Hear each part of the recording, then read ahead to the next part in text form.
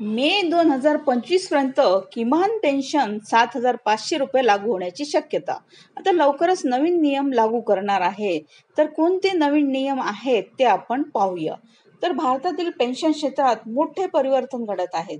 कर्मचारी भविष्य निर्वाह निधी संघटना EPFO किमान मासिक पेन्शनमध्ये लक्षणीय वाढ करण्याचा विचार करत असल्यामुळे अहवालावर विश्वास ठेवला तर मे 2025 पर्यंत EPFO अंतर्गत किमान पेन्शन 7,500 रुपयापर्यंत वाढवता येऊ शकतो.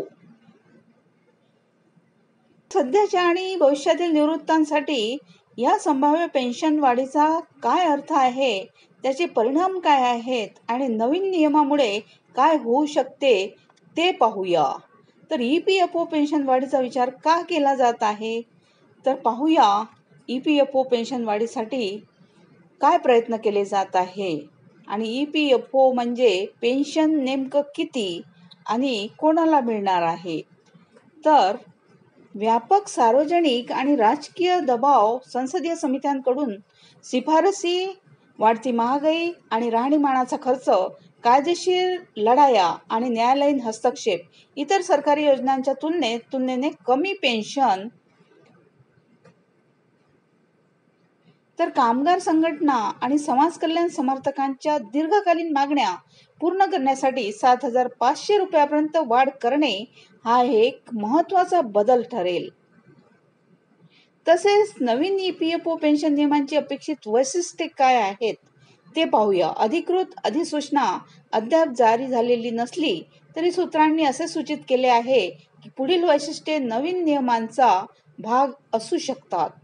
तसेच किमान पेन्शन दरमहा 7,500 पर्यंत वाढवणार, पेन्शन गणना सूत्राची संभाव्य सुधारणा, विधवा, अपंग आणि ज्येष्ठ निवृत्ती वेतनधारकांसाठी विशेष फायदे, महागाईच्या आधारावर दर 5 वर्षांनी पेन्शन सुधारणा समाविष्ट होण्याची शक्यता. आता किमान पेन्शन लाभासाठी पात्रता निकष स्पष्ट करा, कुटुंब पेन्शनधारकांसाठी नवीन तरतुदी, डिजिटल वितरण आणि पेन्शनचा मागोवा घेण्यासाठी सुधारणा. तसेच 7,500 रुपयांच्या EPFO पेन्शन वाढीचा फायदा कोणाला होणार आहे, तर प्रस्तावित पेन्शन वाढीचा समाजातील एका मोठ्या वर्गाला फायदा होईल.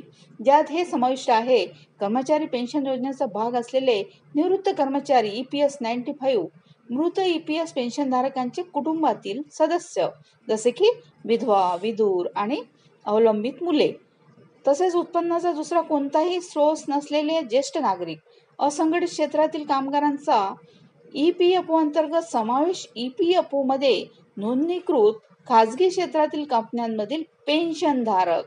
तसेच ही वाढ वृद्ध पेन्शनधारकांसाठी, विशेषतः ज्यांना कुटुंबाकडून आर्थिक आधार नाही, त्यांना मोठा दिलासा मिळणार आहे. आता कालमर्यादा, नवीन पेन्शन नियम कधी लागू होईल, तर सरकारी अंतर्गत सूत्रांनी आणि कामगार संघटनांकडून मिळालेल्या अहवालानुसार जुलै 2024 पर्यंत प्रस्ताव अंतिम केला जाईल. EPFO विश्वस्त मंडळ सप्टेंबर 2024 पर्यंत वाढीला मान्यता देईल. डिसेंबर 2024 पर्यंत मसुदा, अधिसूचना आणि सार्वजनिक सल्लामसलत अंतिम अंमलबजावणी लक्ष्य मे 2025 असेल. Thank you.